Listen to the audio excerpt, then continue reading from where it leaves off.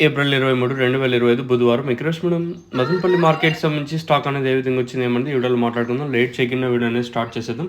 మనం ముందుగా జీపీఆర్ అలాగే పీవీఎస్ మండీ లైన్‌లో మాట్లాడుకుంటే ఈ లైన్‌లో దిగుమతులు మళ్ళీ పెరిగింది. ఈ లైన్‌కి వచ్చేసి 1, 2 మండీలకు తగ్గిన ఇంకొన్ని మండీలకు పెరిగిన ఈ లైన్‌లో మాత్రం దిగుమతి అయితే పెరిగింది. సో ఓవరాల్‌గా ఈ లైన్ మొత్తం తీసుకుంటే మళ్ళీ స్వల్పంగా దిగుమతి పెరిగిందని చెప్పొచ్చు. నిన్నే దిగుమతులు ఏమాత్రం తగ్గకుండా వచ్చాయి. దాంతోపాటు ఈరోజు కూడా మళ్ళీ దిగుమతి అయితే పెరిగింది. అలాగే టీవీఎస్ మండీ లైన్ మాట్లాడుకున్నా కూడా ఈ లైన్‌లో తీసుకున్నట్టే కూడా దిగుమతి ఏమాత్రం తగ్గలేదు. సో ఓవరాల్‌గా మార్కెట్ మొత్తం తీసుకుంటే ఏదైతే నిన్న ఎక్కువగా వచ్చినాయో ఈరోజు కూడా అదే విధంగా దిగుమతులు అయితే ఎక్కువగానే వచ్చినాయి. ఏమాత్రం తగ్గలేదు. సో మరి వేలంపాట్లు అనేది ఏ విధంగా ఉంటాయి ఏమి అనేది చూడాల్సి ఉంటుంది. సో ఇది అఫీషియల్ కన్ఫర్మేషన్ ఏమంటే రేపటి ఇంకా అంటే అంగల్ మార్కెట్ అయితే స్టార్ట్ అయిపోతుంది.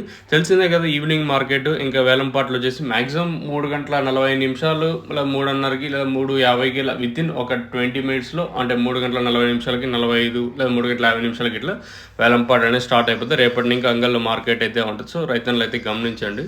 సో క్లియర్ కట్గా ఒక వీడియో చేస్తాను. సో ఈరోజు మాత్రం పక్కా ఉంటుంది. సో నేను కొన్ని కారణాలు అయితే వీడియో చేయలేదు. సో ఈరోజు మన మదనపల్లి మార్కెట్ స్టాక్ కూడా ఏమాత్రం తగ్గలేదు. మరి వేలంపాట్లు అనేది ఏ విధంగా ఉంటాయి ఏమైంది చూడాల్సి ఉంటుంది. మీకు ఈ తక్షణంగా భూవరం కావాల్సి ఉంటే బుకింగ్ చేసుకోవాలనుకుంటే కింద నెంబర్స్ కాల్ చేసి బుక్ చేసుకోవచ్చు. మెయిన్గా తక్షణం వచ్చేసి మంచిగా గ్రోత్కి బాగా పనిచేస్తుంది. అందుకే వచ్చేసి కాయ సైజులకి శనగలకి భూవరం వచ్చేసి అంటే మొక్క నాటిన అంటే 10 రోజుల పైన యూస్ చేయాల్సి ఉంటుంది. అలా ఎలా యూస్ చేయాలి ఏమైంది మీరు కింద నెంబర్స్ కాల్ చేసి క్లియర్ కట్గా ఎక్స్ప్లెయిన్ చేస్తాను.